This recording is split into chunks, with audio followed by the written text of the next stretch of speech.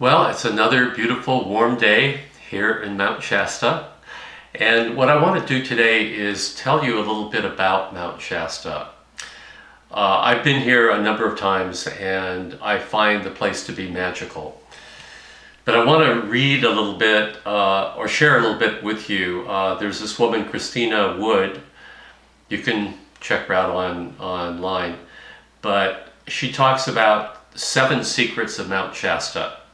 And so I want to go through these. So one of the secrets about Mount Shasta is that apparently it's a UFO hotspot. Now I've noticed some lights myself since I've been up here, not on this journey, but on past journeys where I've seen strange lights in the sky. So I would imagine, yes, that there are probably UFO sightings here.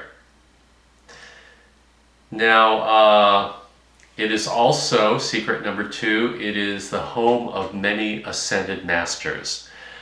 Some talk about Saint Germain, and in fact the violet flame, that's Saint Germain's thing. And so that's a big thing here. In fact, I go to that every Saturday. It is also a ceremonial grounds for the Native Americans. That's secret number 3. That it has been considered to be so sacred by the Native Americans that they would not live on the actual mountain. It is a place reserved by them for important ceremonies. And I've been on the mountain in different places, and the energy can be different when you go from place to place.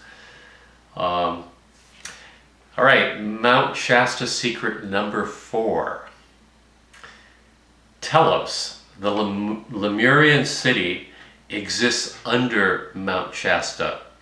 Now, I don't know if that is an energetic city or an actual city, but they say that people live, the Lemurians live under Mount Shasta. And it's called the city of Telos.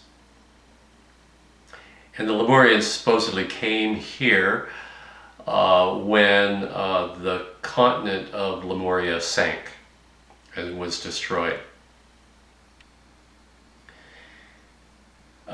Secret number 5, Mount Shasta is a vortex energy center.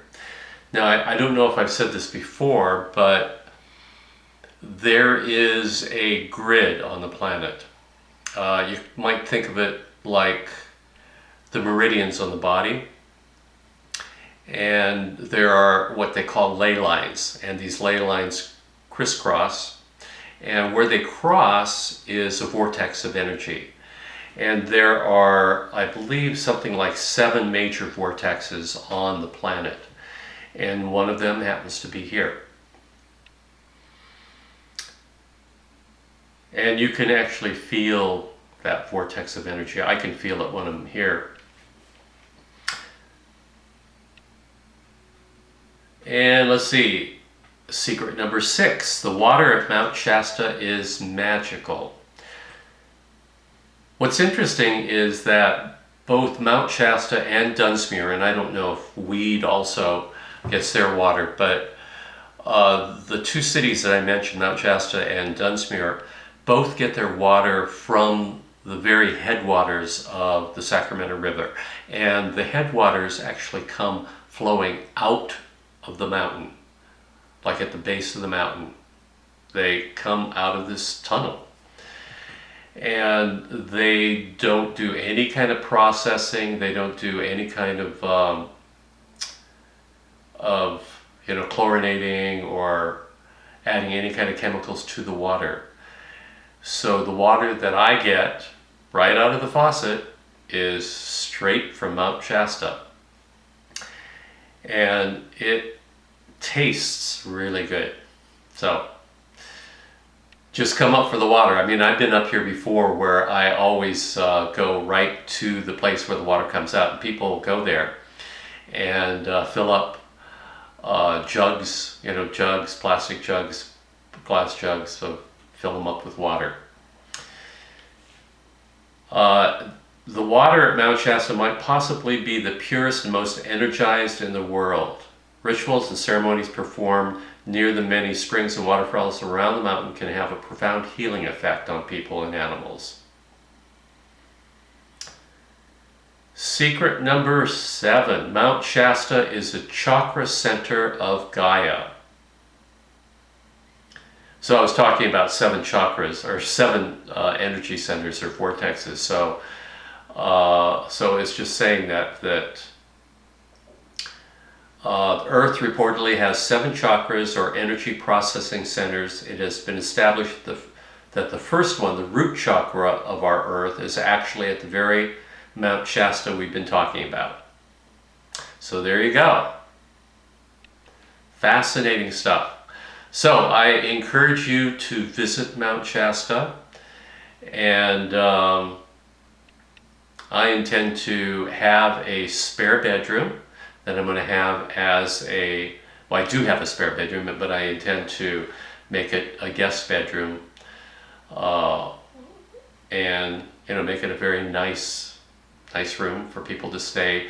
And what I want to do is offer a weekend with me, and being able to go around to the different places around Mount Shasta, some of the waterfalls, headwaters. There are different places all over the mountain. But more importantly, being in the energy of the mountain, what I want to do is offer people to connect. If you're an individual, connect more with yourself. If you're a couple, to create a contract that is I guess what you could say is this contract would launch you then into the adventure of a lifetime with your partner. So that's what I'd like to do.